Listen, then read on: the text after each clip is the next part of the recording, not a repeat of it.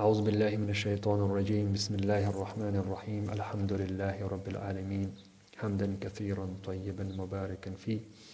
اللهم صل على محمد وعلى آل محمد. اما بعد. الله سبحانه وتعالى قرآن کریم کی ویائی چه لقد كان لكم في رسول الله أسوة حسنة.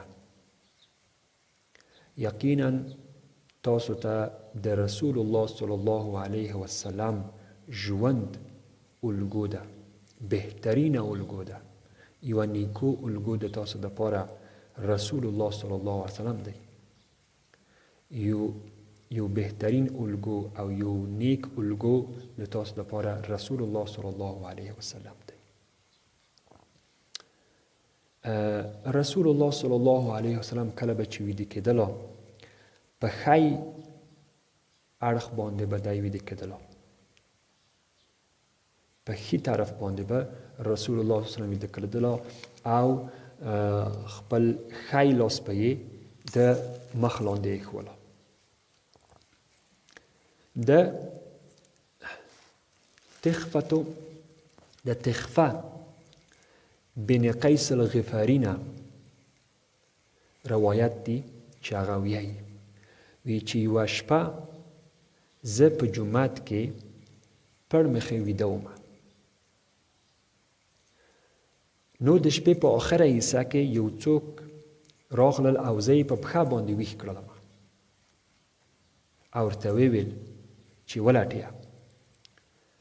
د دغه رقم څملاستلو نه الله تعالی بد وړي او نفرت ځینې لري.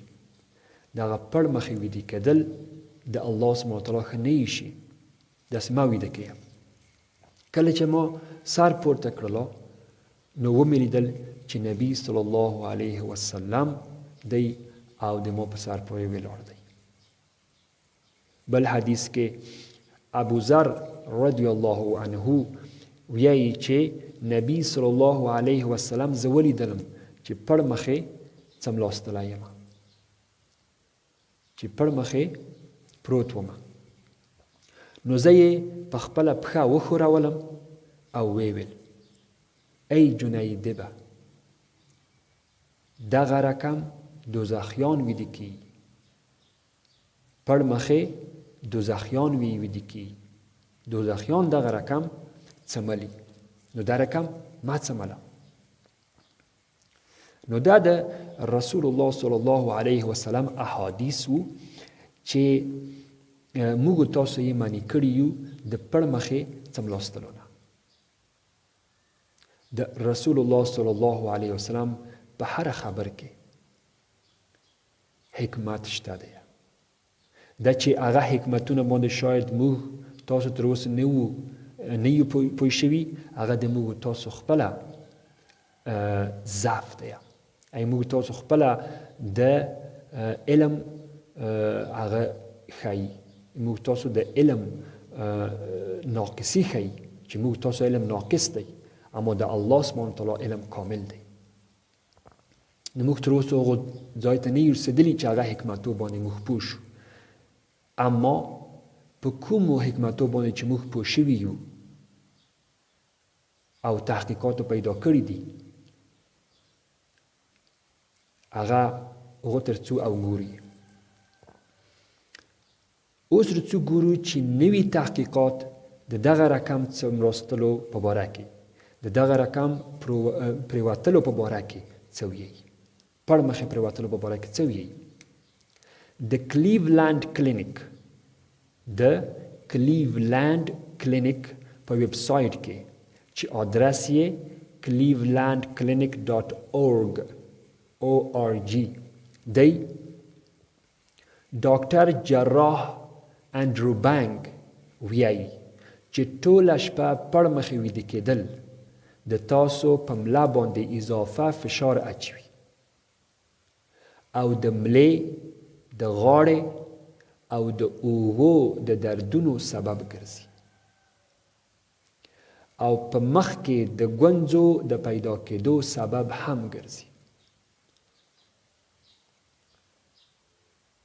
الله اکبر. او د ماشومانو دپاره خو د مرګ سبب ګرځي. د امریکا د ماشومانو د اکاډمۍ لخوا د خوندي خوب یا سیف سلیپ سپارښتنې ټینګار کا چې ماشومان باید همیشه یا تل په شا باندې پریباسل شي، یعنی په شا باندې پریوزي، نه پړ مخې.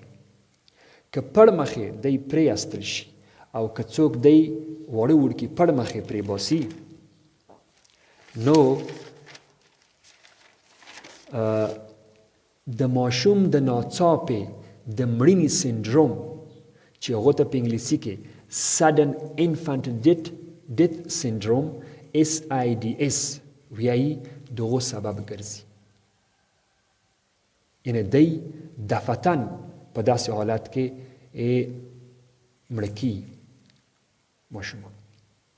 او دا ما په خپله تجربه کړې ده چې کله زه په چپ خوا باندې څملم، د ما د معدې تیزاب ستوني ته راځي، او کله چې زه بیرته په ښی خوا باندې څملم، په ښي خوا باندې څملم او په ښي اړخ باندې څملم، نو د ما د معدې تیزاب ورک شي.